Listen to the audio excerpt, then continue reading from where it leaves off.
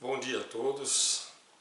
Nós estamos nesse momento, a convite dos dirigentes do Centro Espírita Meimei de Londrina, fazendo esta gravação para que não se interrompa o grande trabalho de divulgação espírita que eles fazem todos os domingos, com o público, às 9h30 da manhã, trabalho abençoado, maravilhoso, que todas as casas espíritas têm o dever de fazem, o dever de fazer e fazem. E nós estamos fazendo nesse momento dessa pandemia, com respeito às normas sanitárias, fazendo em forma de gravação para que eles postem no seu site e a tarefa não seja interrompida, não haja uma solução de continuidade. Então nós vamos iniciar o trabalho de hoje, esse domingo que vem, que amanhã, hoje é sábado, o domingo é o domingo de Páscoa, um domingo que leva a humanidade atual a raciocínios bastante diferentes do verdadeiro significado da Páscoa, a saída dos hebreus do Egito, toda a ritualística dos judeus, tão importantes, tão bonitos, mas que coincidiu para nós no mundo ocidental com o dia em que Pôncio Pilatos ele pede ao povo que escolha entre Jesus e Barrabás, porque aquele período da Páscoa dava essa oportunidade a Pôncio Pilatos de poder libertar um prisioneiro, e ele queria libertar Jesus.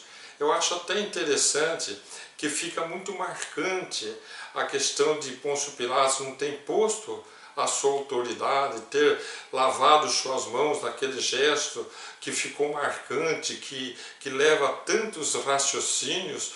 Entre esses raciocínios, essa questão que eu achei muito interessante, ter sido colocada por Divaldo Pereira Franco como talvez o início do toque, né? A crise da consciência, e a pessoa tem que toda hora tem que ficar se lavando com medo de que vai ter que ser punido por passar por algum tipo de sofrimento em função de um erro que esteja ali cometendo. Mas quem escolheu entre Jesus e Barrabás foram os judeus que ali estavam. Faltou a autoridade moral, um caráter, a têmpera de Pilatos, mas quem escolheu foi aquele povo judaico, que nós não podemos acusar porque nós estávamos reencarnados lá. Talvez nós estivéssemos em meio daquela multidão escolhendo Barrabás em lugar de Jesus. E como aquilo se deu na Páscoa, para o mundo ocidental, tudo o que aconteceu naqueles momentos passou a ser transferido para o dia de Páscoa. Então se confundiu muito a data, sexta, sábado, domingo. E buscando nos estudos sobre a Páscoa, nós descobrimos, por exemplo, que todo sábado é guardado pela lei judaica, mas que não necessariamente aquele feriado em que Jesus foi crucificado tenha sido no final de semana. E muito menos a ressurreição tenha sido no domingo, que pode ter sido numa sexta-feira ou até no sábado, mas que para eles, os judeus, o feriado da Páscoa era considerado como um sábado, quer dizer, entrava dentro das leis que era proibido trabalhar, era proibido carregar sua própria cama, né? Quando Jesus curava e falava, tome seu leite e caminhe, era proibido por lei no sábado. Por quê? Porque qualquer esforço, qualquer prática de qualquer exercício, qualquer tarefa no sábado era proibido. Então essa questão de sexta, sábado e domingo ficou tudo convencional para nós, mas isso é o menos importante.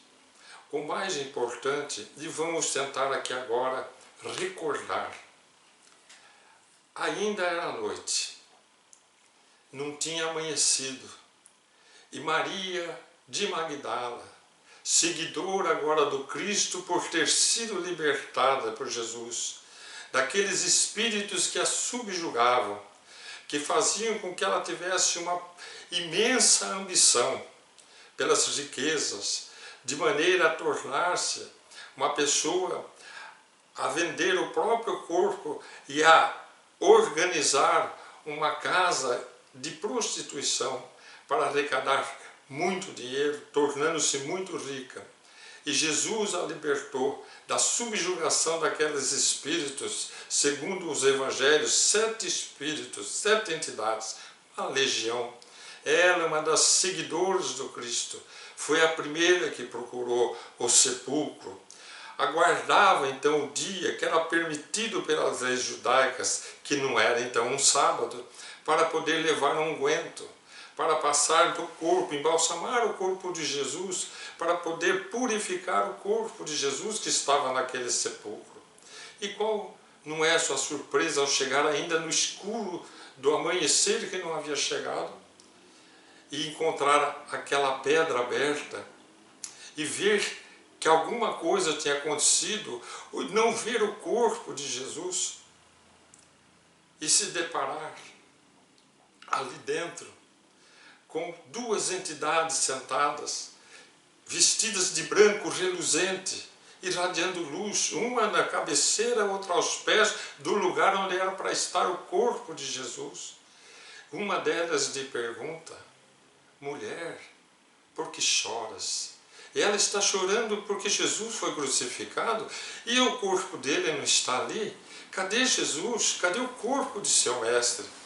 Maria, emocionada, olhando para aquele túmulo vazio, vendo aquelas duas entidades sem nada compreender, se volta para tentar sair dali e se depara com o Espírito de Jesus iluminado. Ela olha para Jesus e ele diz: mulher, por que choras? E ela reconhece Jesus, Rabone, e vai se jogar aos pés de Jesus. Ele diz: não, não me toque, eu ainda não subi a meu Pai, vosso Pai, meu Deus, vosso Deus, mas vá aos seus irmãos, diga-lhes que ainda hoje irei ter com eles. E Maria sai emocionada, porque acabara de ver o Espírito de Cristo materializado diante de si. Era a ressurreição de Jesus, era o início de uma nova era, era o início da era do Espírito sobrepujando a matéria. Jesus não veio encerrar seus compromissos numa cruz, ele veio iniciar uma nova etapa para a vida na terra, a era da vida e da compreensão, da vida do Espírito, da imortalidade da alma. Nós não morremos. A verdadeira vida não está aqui na terra. Não é a matéria, não é nosso corpo. Nós não somos criados no corpo, não fomos criados eternamente para o corpo. Nós somos espíritos, criados à imagem de Deus. Somos filhos de Deus, somos centelhas divinas.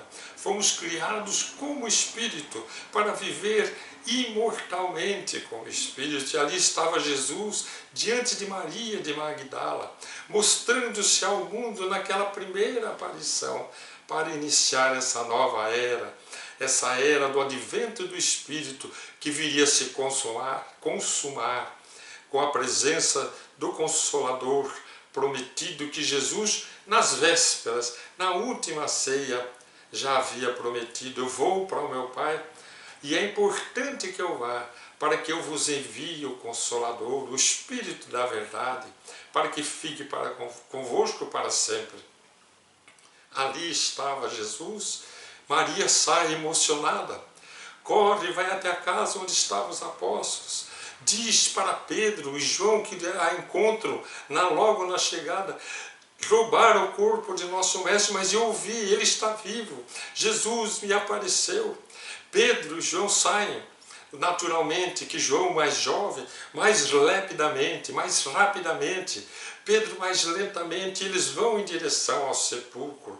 Diz João no Evangelho que quando João chega à frente de Pedro, ele vê o sepulcro vazio e observa aquelas vestes, os panos que cobriram Jesus, os lençóis caídos ao chão. Ele não entra. Não sei se não tem coragem. E chega então Pedro, e Pedro entra e vê que o corpo de Jesus não está ali, vê os lençóis ali ao chão. Entra João, ao lado de Pedro, observa que o corpo de Jesus não estava, mas eles não veem Jesus e voltam para casa, não creem no que disse Maria, ter visto Jesus, mas lembram-se de que ela disse: avise seus irmãos que hoje eu ainda irei ter com eles. E no entardecer, Aquele mesmo dia, diz o evangelista João, estavam eles todos reunidos, ainda naquela apreensão angustiante, daqueles momentos da crucificação, daquele terceiro dia, surge Jesus naquele ambiente onde eles estavam, iluminado, irradiando bondade e amor e dizendo que a paz esteja com vocês, irradiando paz. A minha paz eu vos deixo, disse Jesus antes de partir, a minha paz eu vos dou, não a dou como o mundo a dá. Jesus está ali de novo, trazendo a paz, mostrando aos espíritos que a partir daquele momento uma nova era se iniciava e eles seriam os lavradores daquela nova era, os primeiros agricultores dessa vida nova, da vida do Espírito, dessa nova visão para o mundo. Eles seriam os primeiros a dar testemunho para um mundo denso e materialista. Teriam de dar a própria vida para mostrar a este mundo que a vida espiritual é a única e verdadeira vida. E ali estava Jesus. E entre eles não estava Tomé. E o evangelista João conta que mais tarde chega Tomé, ele não viu Jesus, encontra os irmãos todos emocionados, falando sem parar, um ao mesmo tempo que o outro, sobre a presença de Jesus. Ele não consegue crer, porque ele tem dentro dele a necessidade da crença palpável, o que para nós parece ser uma falha, mas que para a doutrina dos espíritos, para Kardec, é aquilo que nós chamamos de a religião caminhar junto com a ciência. Tomé queria provas. Enquanto eu não tocar na ferida de Jesus, para ver que realmente é Ele mesmo quem voltou, eu não acreditarei que Ele terá voltado. Uma semana depois, diz o evangelista, estavam eles reunidos novamente naquela casa e surge Jesus, irradiando a mesma paz, a mesma bondade, a mesma luz, o mesmo amor. A paz esteja convosco. E olha para Tomé. Tomé, vem aqui, toque nas minhas chagas. E Tomé, emocionado vendo Jesus, só de vê-lo já se emociona. E ele vem e toca nas chagas de Jesus. Por que Jesus se preocuparia em vir uma semana depois se apresentar para Tomé e pedir para Tomé tocar nas suas chagas? Porque Jesus é o governador do nosso mundo.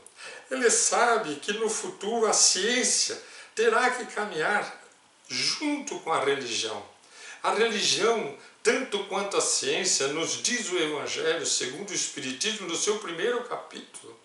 Ele diz que eles têm que caminhar juntos e que ambos fazem parte das leis naturais de Deus, a religião e a ciência.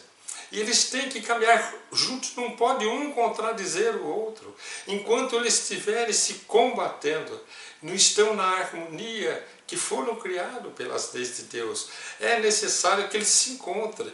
E Jesus está ali, uma semana depois, pedindo ao cientista dos apóstolos que busque a prova de que ele continua vivo e dá-lhe a prova, porque é assim que vai caminhar a doutrina dos Espíritos à luz do Consolador, mostrando provas, como diz Allan Kardec, provas inexpugnáveis, inquestionáveis, de que a vida continua depois da morte. Então, a partir dali, muitas coisas deveriam se suceder para que ficasse provado definitivamente de que é impossível a ciência não compreender de que existe uma outra ciência, que é a ciência do mundo espiritual, a ciência do Espírito, que veio sido trazida pela doutrina dos Espíritos, pelos Espíritos superiores, para que pudesse ser medida, palpada, aferida de maneira que chegasse uma hora que nunca mais houvesse dúvida na humanidade, como Tomé precisou sentir, palpar as chagas de Jesus. É necessário que seja assim.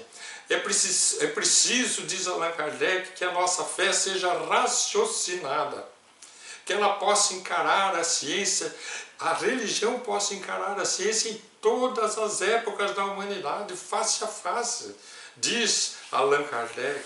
Essa é a verdadeira fé. A fé que possa encontrar a ciência e ser respaldado pela ciência. O Espiritismo não tem medo da ciência, ao contrário, ele aguarda a evolução da ciência, para que a ciência possa desenvolver instrumentos que possam medir, visualizar os espíritos, de maneira que chegue uma hora que, como Tomé, a ciência possa palpar a vida espiritual e então concluir definitivamente que ninguém morreu, que todos sempre existiram e que isso que ocorre hoje, na época que nós estamos vivendo, essas pandemias, essas mortes coletivas, nada mais são que momentos de transformação mais bruscos, em que muitas almas voltam à espiritualidade ao mesmo tempo, para poder dar prosseguimento ao processo de evolução da Terra. A Terra já foi um berçário. Ou dizem os historiadores que na primeira pandemia a Terra tinha 450 milhões de habitantes. Não tinha nem 1 bilhão. Hoje tem 7 bilhões e 700 milhões, mais ou menos, de habitantes. Tinha 450 milhões. Na primeira pandemia, 100 milhões desencarnaram. 100 milhões. Ela passou de 450 milhões para 350 milhões. E não impediu de crescer, de se multiplicar, e de outros espíritos de outras regiões virem viver aqui. Hoje nós estamos nessa terra mais amadurecida, já juvenil, não mais um berçário, mas juvenil, com 7 bilhões, 700 milhões de almas encarnadas, fora os bilhões de desencarnadas. Quantos bilhões de almas temos aqui na Terra? Então nós vivemos hoje a época dos Espíritos. Se nós, particularmente aqui no Brasil, temos a bênção de viver a era do Espiritismo, quando Jesus escolheu o Brasil para ser esse celeiro de bênçãos para nós, para ser a pátria do seu Evangelho.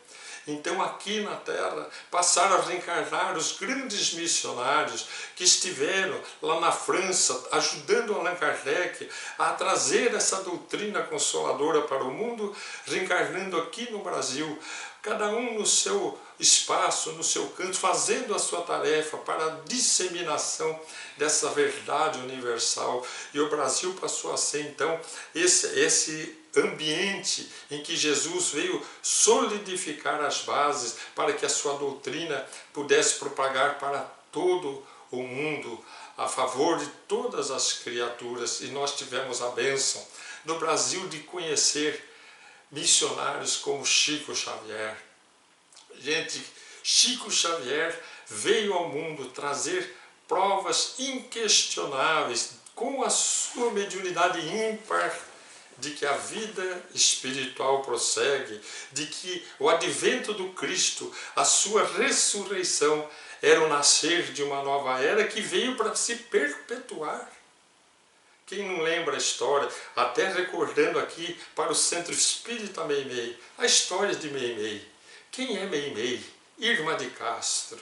Vamos lembrar de Irma de Castro, aquela jovenzinha mineira do interior de Minas, que foi morar em Belo Horizonte com 12 anos de idade, conheceu o Arnaldo Rocha, passaram a ser grandes amigos, depois se enamoraram, casaram-se com 22 anos de idade, em 1922, ela é 1944, se casaram.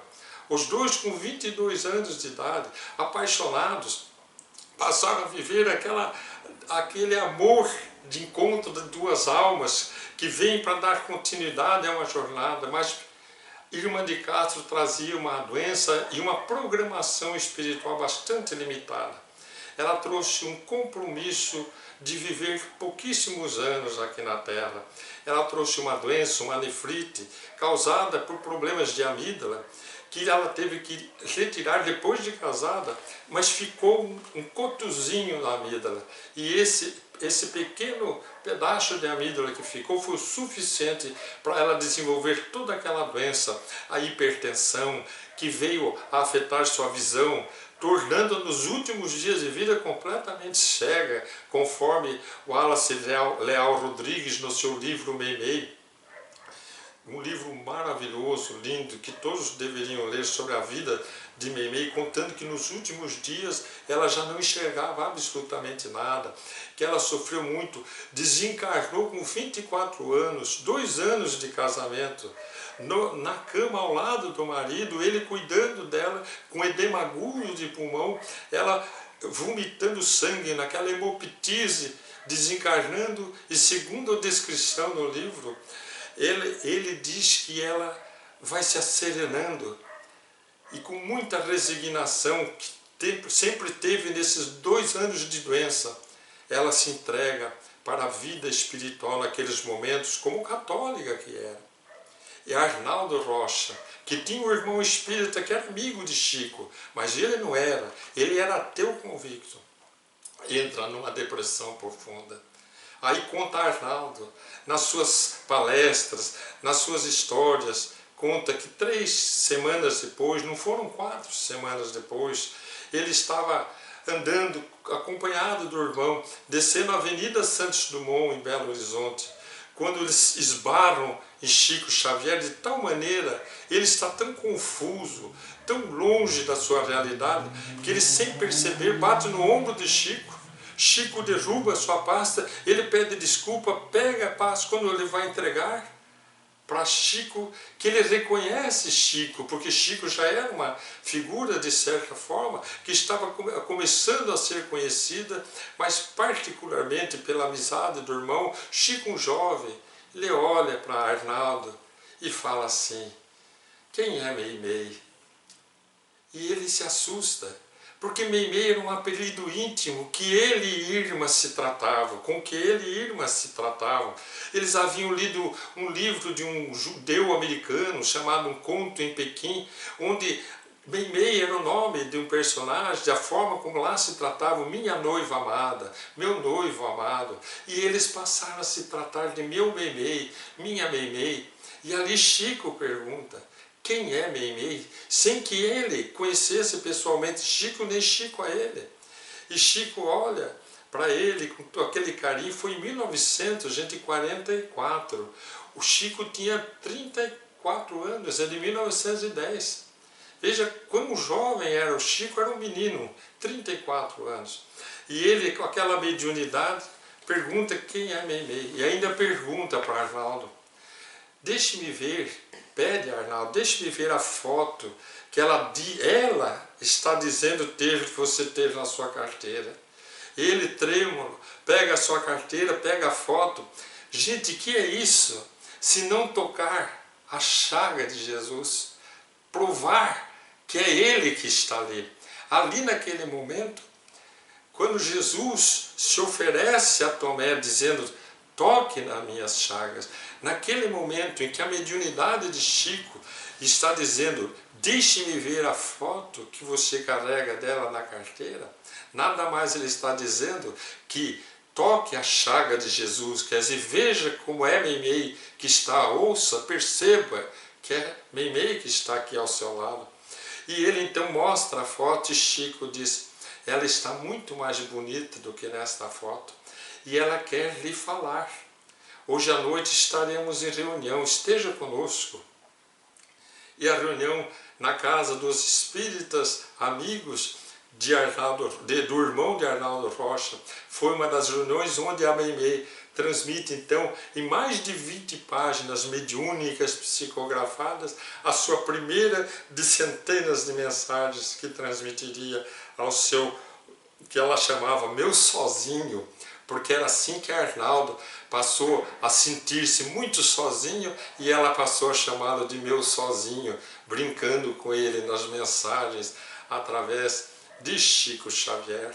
Então essa nova era que nós vivemos, que Chico veio inundar nosso mundo, 92 anos aqui na Terra, em solo brasileiro, 17 anos de idade, após os 17 em trabalho abnegado na mediunidade, consoladora, confortadora, sendo instrumento de mais de 400 livros que estão aí para que todos possamos estudar, para que todos possamos ler.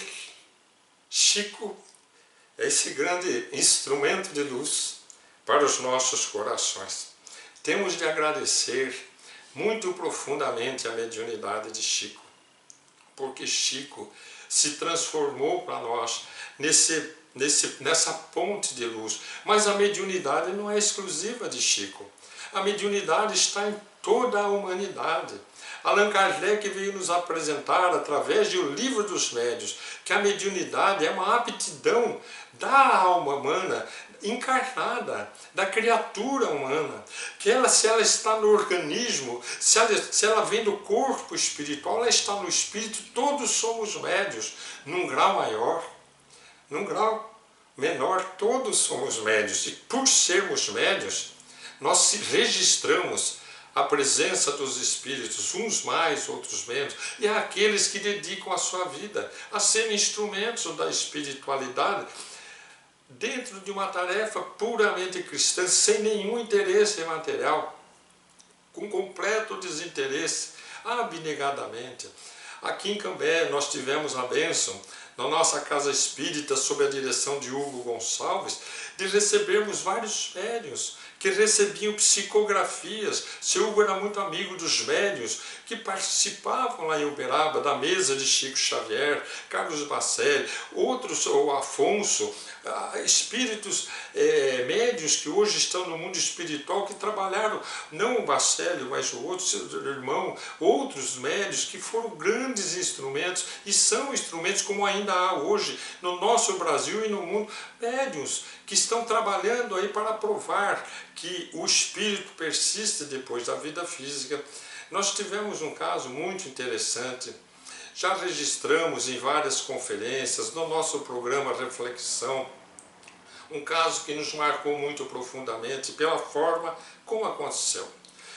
Quando o seu Hugo recebia um desses médiuns aqui em Cambé, ele sempre pedia que eu dirigisse a parte orgânica, vamos dizer assim, da reunião, que era dividida em duas etapas.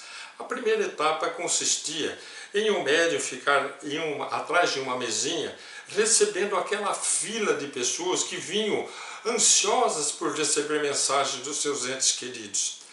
Não era uma, não eram duas, eram centenas, eram 400, 500, era aquela fila de pessoas.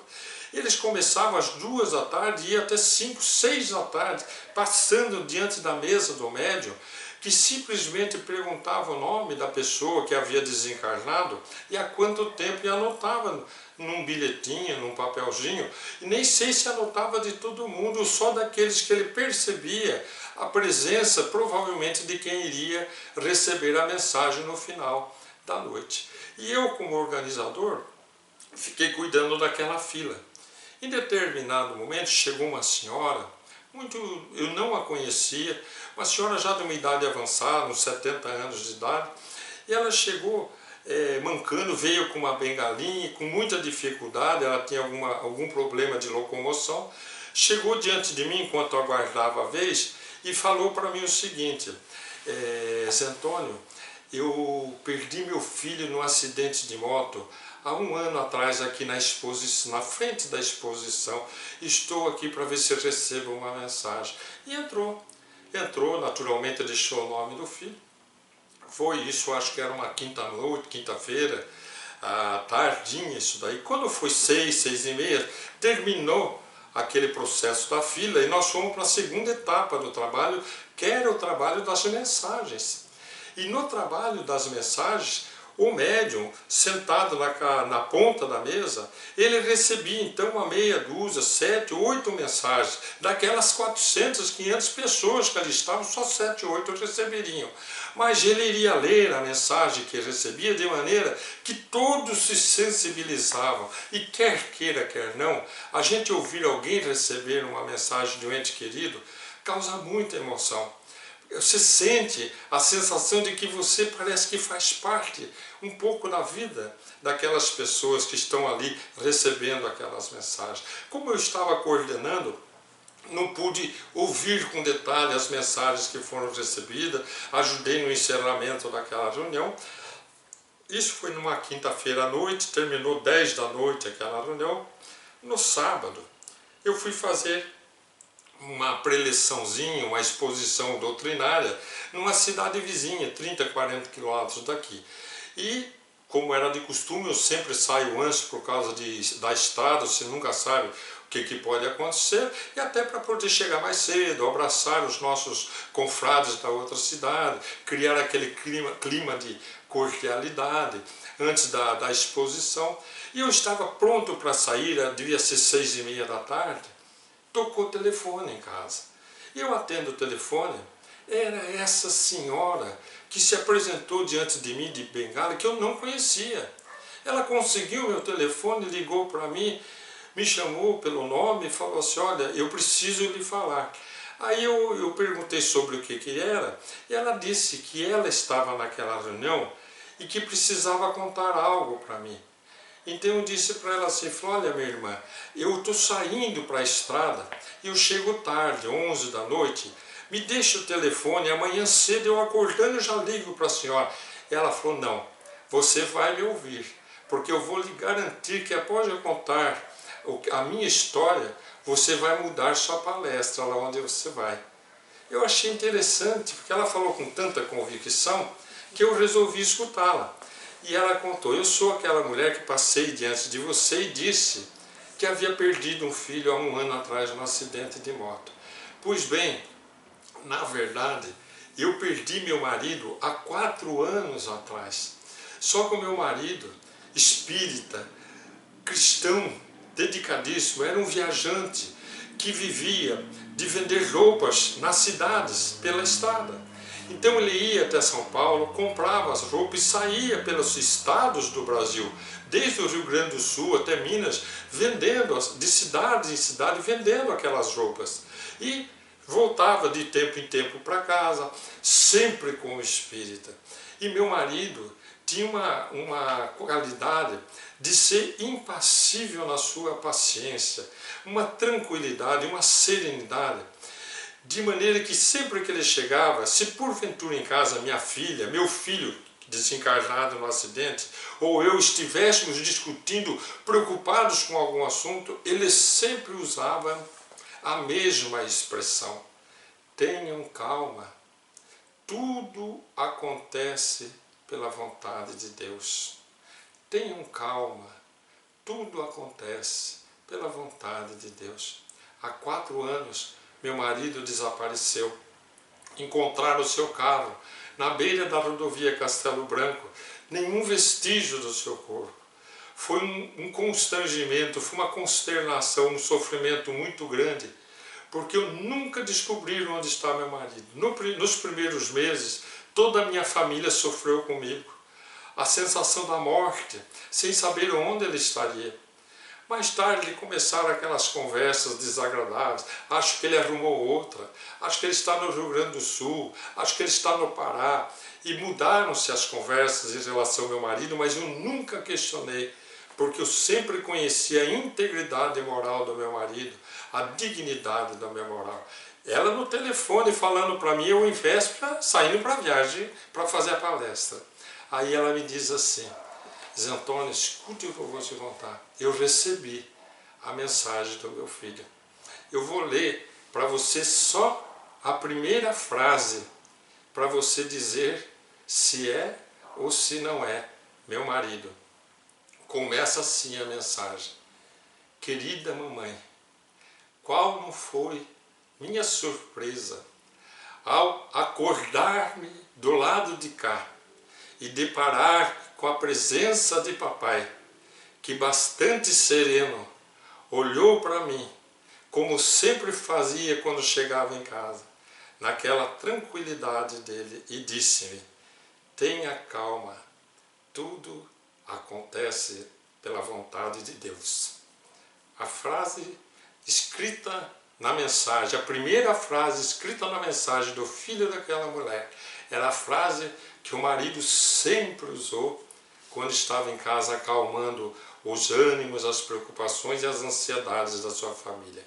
Tenham calma, tudo acontece pela vontade de Deus. E com essa frase, o filho, através daquele médium, não só dizia àquela mulher: mamãe, estou vivo, não só provava que era ele, mas provava que o marido havia desencarnado sim, naquele acidente. Daí naquele texto diz ela, ele conta que fora vítima de um assalto. E havia sido sim sua vida tirada naqueles momentos na estrada mesmo, onde o carro foi encontrado. E ali suas coisas foram roubadas. Ali naquele momento, naquela mensagem, era Jesus estendendo as suas mãos a Tomé, dizendo: toque aqui, veja que sou eu mesmo. E nesse momento, nós, através da mediunidade que Jesus veio apresentar ao mundo, através da sua ressurreição, nesse domingo que para nós cristãos relembra os instantes da Páscoa dos judeus, mas acorda-nos a era da espiritualidade, é impossível não pensarmos em Jesus, na imortalidade, no imenso amor de Deus para com todos nós, os seus filhos, particularmente nós, que vivemos aqui na terra, os seus filhos ainda tão atrasados, irradiando tanto amor, através de seu coração magnânimo, através do coração amoroso do Cristo, dizendo para nós: filhos, por que choram? E Jesus, prosseguindo, vivo para toda a eternidade, dizendo: a vida continua. Deus nos abençoe a todos.